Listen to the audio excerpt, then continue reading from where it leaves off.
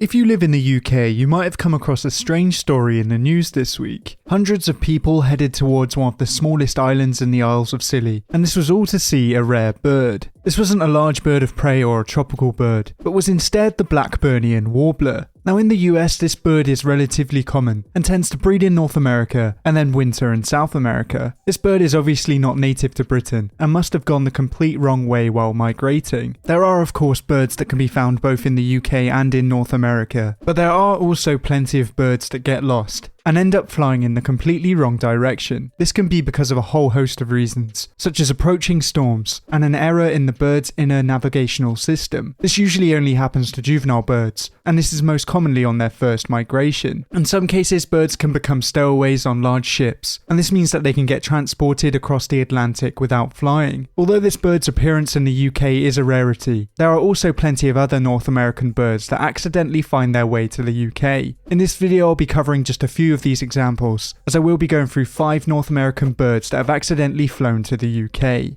And our first species can be found across almost all of North America, and it is the belted kingfisher. Now this bird is one of 6 American water kingfishers, and as its name may suggest, it is an expert fish hunter. Its closest relative is the ringed kingfisher, and both of these birds do look very similar to each other. Like many other members of its family, they can often be seen patrolling up and down rivers and shorelines, and they tend to nest in burrows along earth banks, as well as feeding on a wide variety of fish. These kingfishers are also known to be fond of crustaceans. To help them deal with these hard to digest food items, they have highly acidic stomachs, and this helps them to digest bones, fish scales, and arthropod shells. Most birds exhibit some form of sexual dimorphism. In most cases, the male is more brightly coloured than the female, and the females do tend to be quite dull. The belted kingfisher reverses this rule, as the females tend to be more brightly coloured than the males, and often have a tinge of orange to their feathers. Some belted kingfishers stay in North America year-round, and they do breed in the US and Canada, but these kingfishers are known to be wanderers, and will travel as far as the Galapagos Islands, Hawaii, Greenland, and Iceland. As well as this, one individual took a very long trip, all the way up to Preston in northern England. It was spotted in a nature reserve earlier this year, and is thought to be only one of 5 belted kingfishers that have made their way to the UK. Of course, Britain has its own kingfisher, but the belted kingfisher is a lot larger, and in some cases can be double the size of our native kingfisher. The famous individual spent a few months in Preston, but after this it soon disappeared, and it's unknown exactly what happened to it. So even though this bird wasn't planning to make it to the UK, to many people it was a very welcome guest.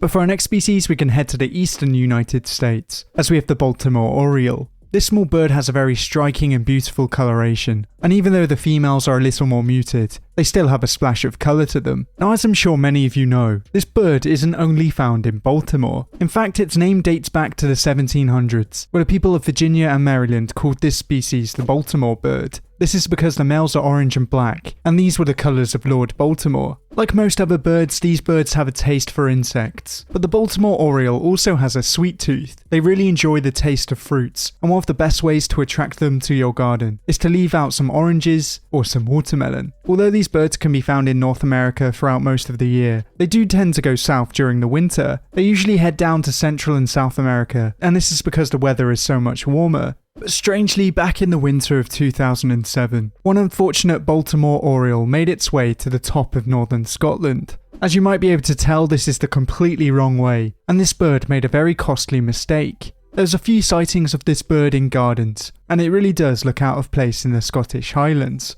Unfortunately, the bird didn't have long to live, and disappeared soon after these sightings. So even though this story has a tragic end, I'm sure the sight of this bird made quite a few people happy. But for our next species, once again we can head to the eastern United States, as we have the rose-breasted Grosbeak. Now once again this species displays some sexual dimorphism, with the females being a lot more muted than the males. The males are sometimes known as cutthroats, simply because of the red coloration on their chest. These cute little birds are monogamous, and both the male and the female will build nests together. These nests often look very flimsy and weak, but they will eventually cradle some very beautiful speckledy eggs. These birds are known to be strong endurance flyers, and they can sometimes be found in flocks of up to 50 birds. This gives them safety in numbers, as they are targeted by a few birds of prey, such as Cooper's hawk and the sharp-shinned hawk. These birds once again tend to migrate in the winter and head south towards Central America. But once again, in the winter of 2012, one of these beautiful birds accidentally made its way to the UK. It was another bird that found its way to the Isles of Scilly, but this time it was found on St. Mary's Island. Although this visit may seem strange at first, as it's gone the completely wrong way, this bird makes its way to the UK more often than you might think. The first one made its way to the British Isles around 60 years ago, and it's thought that around 35 to 40 have made their way here. This means that if you're lucky, you might be able to find one in the UK, and it turns out the Isles of Scilly are a great place to live if you're a bird watcher. But for our next species, we can once again head to the eastern United States, as we have the Scarlet Tanager. Now, as you can probably guess from this bird's name, it is a very striking red colour, and is one of the most beautiful songbirds in North America. This species also breaks the rules slightly, because the females are equally as beautiful as the males. They are a completely different colour, and even though their colouring is not as loud as the males, they are equally beautiful. Although this colourful bird is listed as least concern, they do face many threats in the wild. Exposure and starvation can kill many of these birds, especially when the weather is very cold or wet. Many also die from collisions with man-made objects, such as radio towers, buildings, and cars. One study showed that 69 to 78% of their nests were preyed upon, with blue jays, common grackles, American crows, and of course cats feeding on them. But luckily, because they have such a large population today, their numbers are still quite healthy, and they'll be around for quite a long time to come. Now, like most of the other birds on this list, these birds do like to migrate south. But once again, in 2014, one of these birds went completely the wrong way and ended up on a remote island in Scotland. Before this trip, it had been spotted in the UK and Ireland 10 times before, but it was still a shock when it appeared. This created a mini tourism boom on the island, but as is the story with many of the other birds on this list, it soon disappeared, never to be seen again. So at this point, you might think the birds are flying to the UK on purpose, because they really are celebrities when they land here.